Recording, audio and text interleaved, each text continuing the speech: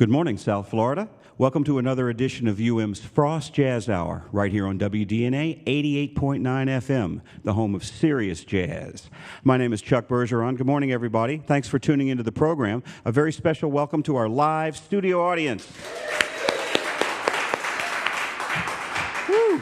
A packed house today. You know that each week at this time we bring you a great variety of talent from the highly acclaimed Frost School of Music. Amazing student groups, faculty, alumni. Well, today, the boss, not Springsteen, the other boss, our boss, the one and only Shelly Berg is here. Solo piano throughout the program this morning. We've got a ton of stuff we want to talk about that's on the Frost calendar. Amazing things going on, but also one of the true artists, the true great jazz artists who's working and performing today. It's a privilege to have him here. We'll talk with him throughout the show, but let's get our program started. I'm going to let him tell you what the theme is after he plays, but Shelly, welcome to the show, sir.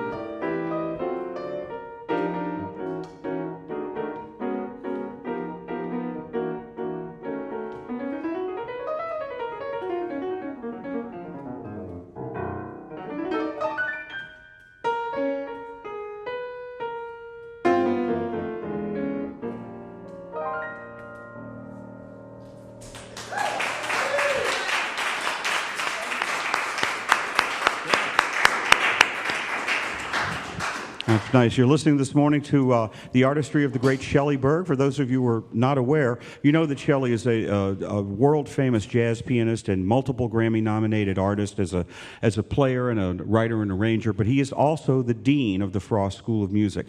Welcome to the show, sir. Thank you, Professor Bergeron. I'm honored to be the dean. That's the biggest honor of my life. Wow. Well, it's great to have you here and all the things you do at Frost. Let's touch on a couple of things really quick. The orchestra at the Frost School of Music has undergone a change recently. It's really very exciting, and I encourage everybody to come out and hear the Frost Symphony Orchestra this year and in the years to come. Our longtime conductor, Tom Sleeper, retired, and we held a search last year, and I guess it says a lot for the school because the candidates were quite amazing. And we ended up hiring one of the most well-regarded and famous conductors in the world today, Gerard Schwartz, who led the Seattle Symphony for 27 years, 350 recordings as a conductor, many Grammys, 14 Emmys. He's founded the Mostly Mozart Festival in New York, the Eastern Music Festival in Pennsylvania. He's a formidable conductor who's worked with just about every big orchestra in the world. And the impact he's had on the Frost Symphony was apparent. The first concert, I was like, oh, this is something. So somebody that accomplished to want to work at Frost, that speaks a lot for our school. They bought a house in Coral Gables. He and his wife Jody, who's also quite accomplished, have moved here and made this their home, and he really is dedicating himself to the future of music, which, you know, is what we're dedicated to. That's great. Well, we encourage everybody to go to the Frost School of Music website and come out to some of these concerts with the Frost Symphony Orchestra under the baton of Maestro Gerard Schwartz. Another incredible addition to our school this year is NEA Jazz Master Maria Schneider. She's, I think, the only person who's ever gotten Grammy Awards in both classical and jazz music. She's a magnificent composer and conductor and band leader, and one of those people who is completely unique. You know, she's fashioned out of her influences a style that her own that has made a significant imprint in the world of music. Her music is incredible, and I've known Maria a long time, as you have. She only knows how to do things one way, which is as well as possible. Yeah. And so when she accepted the position as artistic director of our Henry Mancini Institute, we knew that she was going to come to the school and create life-changing experiences for the students, which she's already started to do. Yeah, last week watching her work with the students was incredible. They're all inspired and digging into her music. Great to have her here. Yeah, her first big concert as a conductor will be January 25th. She's bringing in an artist that has never worked with a school orchestra before, who's just one of these transcendent, amazing artists. That's Egberto Gismonti. Mm-hmm. So, January 25th. Yes. Okay, great.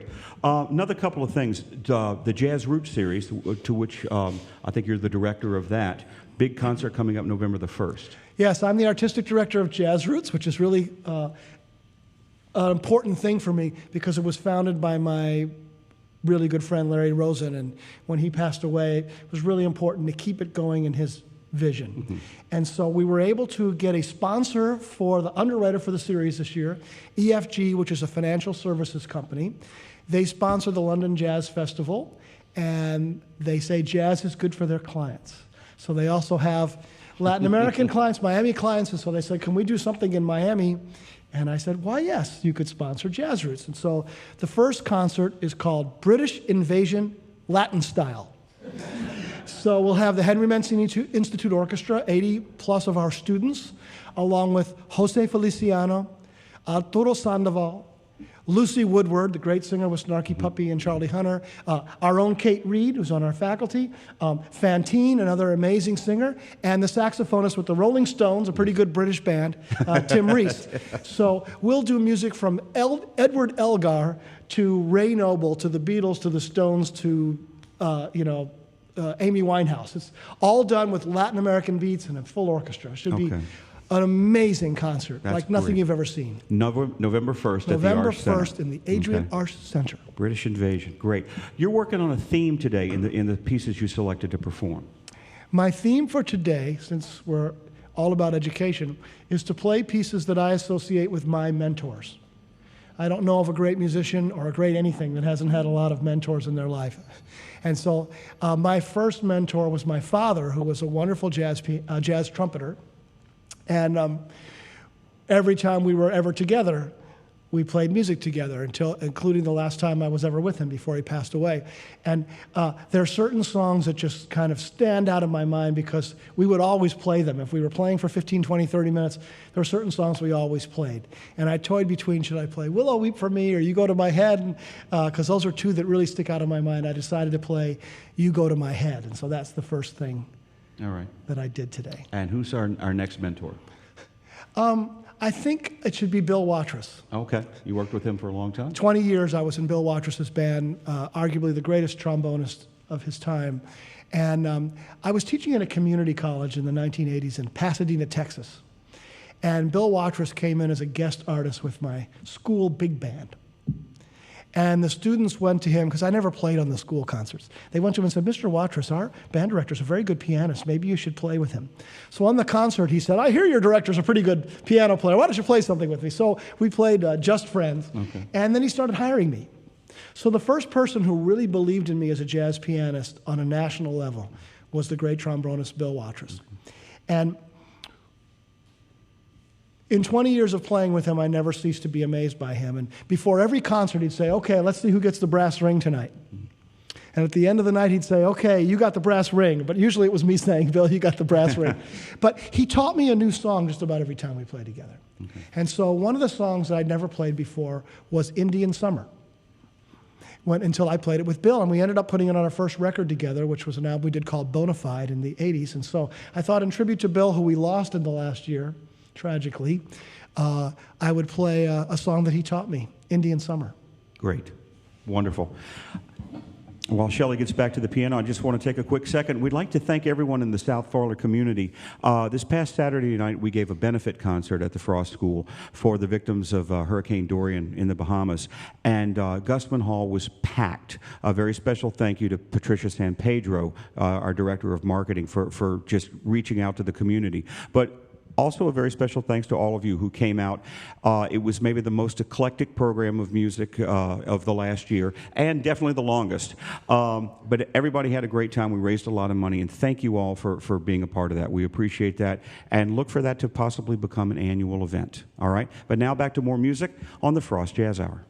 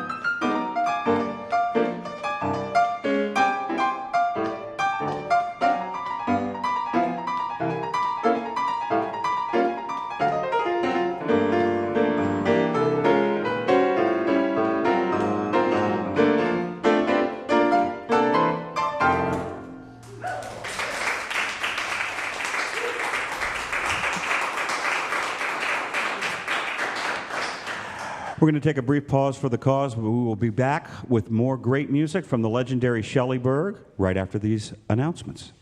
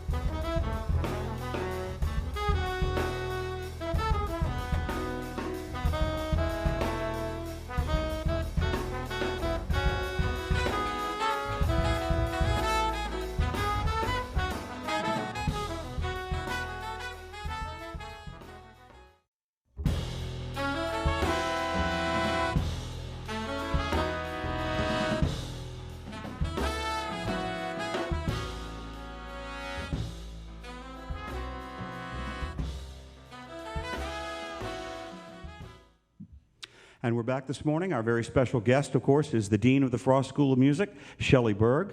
Shelly, again, thank you so much for taking the time. I know how busy your schedule is running the amazing, incredible music school that we have. But there are some places around town and around South Florida where people can come and hear you and experience more of your artistry. In Sarasota, at the end of this month, October the 26th, you'll be appearing with the Sarasota Jazz Club. Yeah, I'll be playing for the Jazz Club of Sarasota. They have a local bassist and drummer over there that I've worked with before that are very, very good. And so I'll do a trio concert over there. So for anybody that's going to be in the West Coast at the end of the month, I'll be there too. Great, October 26th. And of course, you'll be playing with a young lady that we're all really, really proud of. Recent graduate of the Frost School, Miss Veronica Swift. Who has a wonderful article in the current issue of Downbeat magazine, and she's been appearing around South Florida, but around the world. And she'll be playing with you January the 28th at... Actually, January the 8th. January the 8th, I'm sorry. January the 8th. For the Gold Coast Jazz Society in Broward County. Yes, it'll be... I've been doing these Gold Coast concerts early in the spring, every year in all my 12, 13 years here in Miami. And this will be the first one without you on the bass. So Chuck is performing out of town during that time, so it's going to be really weird for me doing the Gold Coast concert without Chuck Bergeron anchoring the band. But I'm excited to be playing with Veronica Swift. When she walked in our doors as a freshman, I knew that this was going to be somebody who was going to be very impactful in the world of jazz. She is a force. Yeah. And her fame is going to continue to skyrocket, and I think it's going to break out from jazz into the world at large because she's just that talented. So, so January 8th at the Amateur Theater, I'll be playing with Veronica Swift and just delighted to do it. Yeah, that's so great. The Frost School of Music has a new partnership with an incredible organization called Jazz Aspen. And this past summer, Veronica came out, and she was one of the guests. And so we're watching her transition from student to teacher and mentor, as well as amazing artist. Yeah, and she was with another alum, Emmett Cohn, who's one of the top jazz pianists, of the young generation in the world today. So it's exciting to see our two alums performing together and teaching our students at the Jazz Academy. So we started this. Chuck is actually you're the artistic director. Well, you're the educational director of the festival. Christian McBride's the artistic director, but Chuck really organizes the entire curriculum. And what it is it's a 2-week-long boot camp for 20. We had 23 career-ready jazz musicians in their 20s. And it's not your typical music camp. No. They're not coming to play and hang out and get some cool master classes. They get to do all that, but they also learn about stage presence. Everybody had to have a mission statement. They had to put together their own groups and make them viable. They learned about social media training and marketing themselves and recording themselves. And to a person, every one of them said it was a life-changing experience. That's great. Trying to make them think as producers and take control of their artistry and their careers. And now Chuck and I will have to spend a couple weeks in Aspen every summer rather than being in Miami for those 2 weeks. And I'm really sorry about... These are the sacrifices you make for students. Okay. One more thing. I know we want to get to some more playing, but because you don't have enough to do and enough jobs and enough of a footprint in jazz, you are also the musical director of the legendary Jazz Cruise. The greatest week of jazz in the world. It's February 1 through 8 this year. Leaves right out of Miami. It's 2,000 jazz fans on a beautiful ship with 100 of the world's greatest jazz musicians. Over 200 and some hours worth of programming that we do in 4 venues, day and night. There's an all-star big band led by the great John Clayton. Every player in that band is a jazz star. Lots and lots of groups, and it's just an amazing week. Mm-hmm. And I get to be a musician for a week. How about that? If you ever get a chance to go on that, I've been a few times. It is truly incredible. And everyone has that common bond of loving this art form. And you do a great job also of bringing an eclectic mix there. It's not all one type of jazz. It's every type of jazz. Yeah, there's something, at any hour, there's something that you're going to want to hear. And Chuck has been on it a few times, and I'm really looking forward to getting you back on it because he's a crowd favorite. And a musician favorite. How about that? Speaking of crowd favorites, you need to go back to the piano and take us to the hour. Let's do. It's always great to talk to you, but let's just sit back and enjoy listening to you play a little bit for the rest of our program. Really? It's a 29-minute suite. If you get tired, come back over. And Okay, we'll I might come back over and chat. Okay. At least to talk about the music I'm going to play. Okay. And by the way, I do want to say frostmusiclive.com is how you can go on the web and get right to our concert series. There's 180 concerts in Frost Music Live this year of every kind, including the Signature Series, which are very special events with guest artists.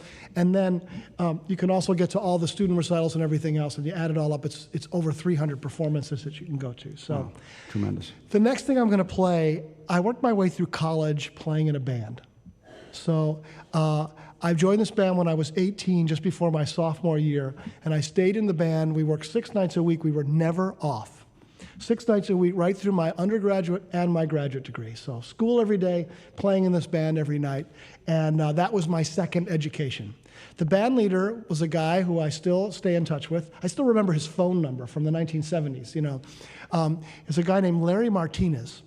And Larry can improvise, but he's just a magnificent trumpeter and band leader. And so much so that if Harry James was in town or Doc Severinsen or anybody like that, they would find out where we were playing and they would come to hear Larry Martinez. Okay. So he was really special, and he taught me a lot. I mean, I was an 18-year-old kid. So he taught me about how much the audience matters and about, you know, how to polish a show and how to put together a set that has an arc to it. And he was a good taskmaster for a young, you know, rambunctious piano player who thought he was going to be just a jazz artist, you know, and we played top 40 disco, country, Tejano, salsa, everything. And so one of the things Larry would do is if we weren't all back on stage after the break, by the time the downbeat happened, we'd get fined. Ooh. And so sometimes if the band wasn't on stage at the end of a break, he would start to play the verse to Stardust, which is 16 bars slow. It gave you time to finish a conversation, finish your coffee, finish whatever. Sometimes you were in the restroom, you had to finish that. But the point was, by the time you finished that verse, you had to be on the bandstand for the downbeat of Stardust. And that was a good life lesson for me and also a beautiful, beautiful song. So in tribute to one of my big mentors, Larry Martinez, I'm going to play Stardust. Terrific.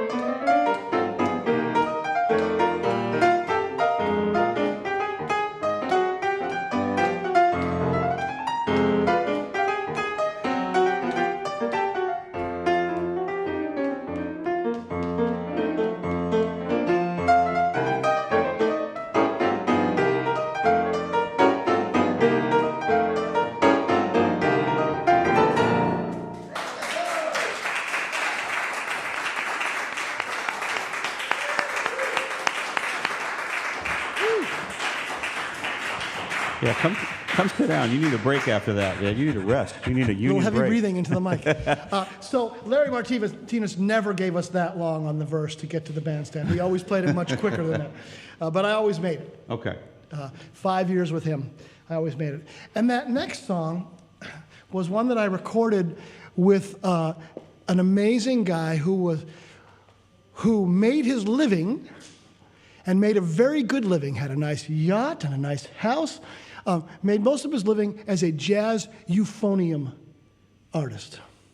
Okay. A euphonium is like the baritone horn, like the little tuba. His name was Rich Madison.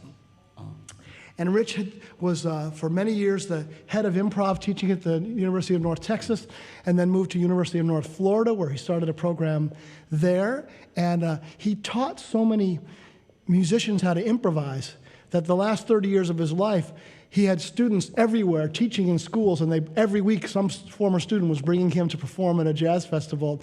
But he played with Clark Terry and recorded with him a lot, and a lot of other artists. He was a very well-known, wonderful guy, had an amazing sense of humor. He had a band with the classical tubist Harvey Phillips called the Tuba Jazz Consort. It was 3 euphoniums and 3 tubas in a rhythm section. And I had the privilege of playing in that band, which was also amazing. And Rich was a funny guy. We came to do this record. It was one of the first jazz records I ever played on, so I was really nervous. And they hired a fairly well-known drummer, Louis Belson, which made me a lot more nervous because I'd never played with Louis before. And that song that I just played was one that Louis composed called "The Hawk Talks," which was actually a song he wrote for Harry James. You might think he wrote it for Coleman Hawkins, but everybody called Harry James the Hawk because of his nose. And so Louis wrote the song "The Hawk Talks," and we recorded it. And of course, I'm nervous. I'm in the studio, and Louis saying, "Oh yeah, I did this in a trio with Oscar Peterson. That was a nice record." And "Oh yeah, Stan Getzer and I recorded together." And I was thinking, okay, I'm just going to fold. Just going to totally fold. But we got through it, and that started a lifelong friendship with Louis. And I remember we were all staying at a hotel, little motel somewhere to do the record. And they were doing some construction. So we're sitting in the cafeteria, and there's a sign that says, "Pardon our dust, we're making changes." And Rich said, "That's the name of the record." So the record's called "Pardon Our Dust, We're Making Changes." In jazz, when you play the right chords, it's called making changes. So that was Rich's sense of humor. Very nice. I love that guy. That's a great story, Amazing too. Man. I wanted to mention also our Jazz Roots concert. You're playing on this as well. I am. Okay. This is the November 1st concert, Right. the British Invasion Latin style. Arturo, Jose Feliciano, the great Tim Reese, Kate Reed, but you'll be playing with the Mancini Orchestra. I will be, and doing some small group things as well. Okay, that's terrific.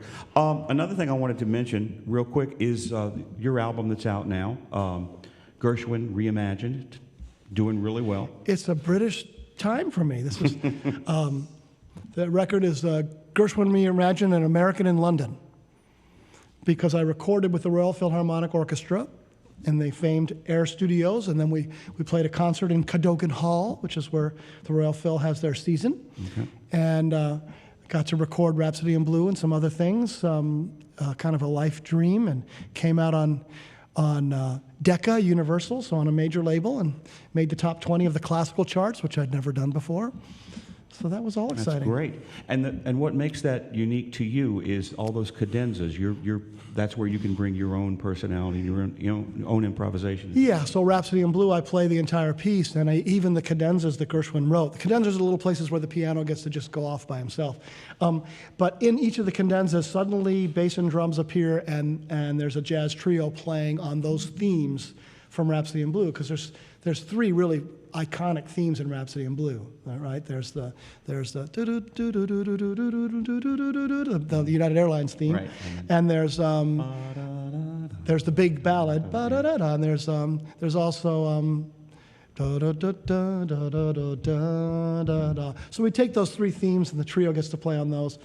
Gershwin also wrote a classical piece that was based on I Got Rhythm with orchestra and piano, and so we play that, but I also added the trio to that, and some other fun things. So you can check out Gershwin Reimagined. Gershwin Reimagined. All right. Who's our next mentor that we want to speak of? All right, well, I'll close off the show with a couple of things. First of all, I think your children are mentors in your life. You learn as much from being a parent as you do from Yes. the people that are... I can vouch for that, yes. Well, your son is going on 30. And how old is he? 9. 9. But I wrote a song for my kids when they were, how old were they? This was 1987, so they were 11, 9, and 7. You know, now they're 42, 40, and 39. But I wrote a song for them, which was the title song of one of my recordings called "The Joy." And so I think of my kids as important mentors to my artistry from what I just learned from being a parent. And then I think I'll close with something. In every city, there are musicians who could be anywhere, working with anybody, who are as great as it gets. But they just decided to live in that city, have a family, not tour very much. There was a guy in Houston when I was coming up named Larry Slazak, who was a tenor saxophone player and also doubled on everything great. And Larry was as great of saxophone players. He was a Pete Chrisley kind of a player. One of the greatest saxophone players I've ever worked with, and a great mentor to me because he was from New York. He didn't suffer fools, and he'd tell you just how he felt about you right on the bandstand. And as a young guy in my 20s and in that era, I learned a ton from Larry Slazak, and he swung so hard, and I just loved playing with him. And Larry unfortunately got cancer and passed away about a year ago. And rather than go to the funeral, I went a week before he died. I just flew to Houston, and I went to the nursing home where he was. And he was, you know, able to speak with me. And there was a piano in the room of the nursing home, and I sat down and played a song that we used to play together on every gig.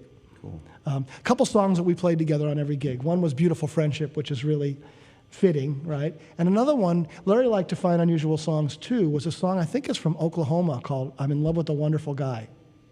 Okay. People don't know that song, but Larry loved to play it, so I think I'll play that one. So I'm going to play the song I wrote in the 8 minutes remaining. I'm going to play the song I wrote for my children, "The Joy," and then I'm going to play my tribute to another great mentor, the great Larry Slazak, a song called "Wonderful Guy."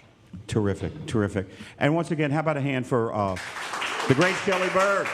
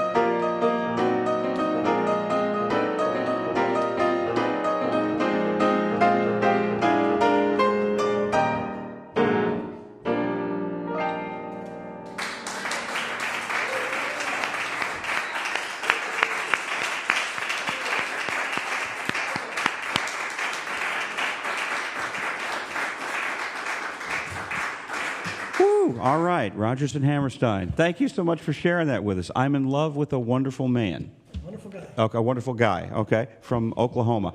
We're going to be closing out our show in just a second. I just want to say one more time, thank you so much, Dean Shelly Berg, for being here and sharing your time with us. You can hear Shelly live in Sarasota on October the 26th and at the Arsht Center with the Henry Mancini Orchestra and a cast of thousands on November the 1st. See you there. And we shall see you there. Do we have just a second where I can tell you what's happening next week? Yes. Tune in each week to the Frost Jazz Hour. Next week, the Monk Mingus Ensemble, under the direction of John Hart, one of the great professors at the school, they will be here. And 2 weeks from today, our new Latin ensemble featuring the great Nicole Garcia. Tune in every week to the Frost Jazz Hour on WDNA. Thank you.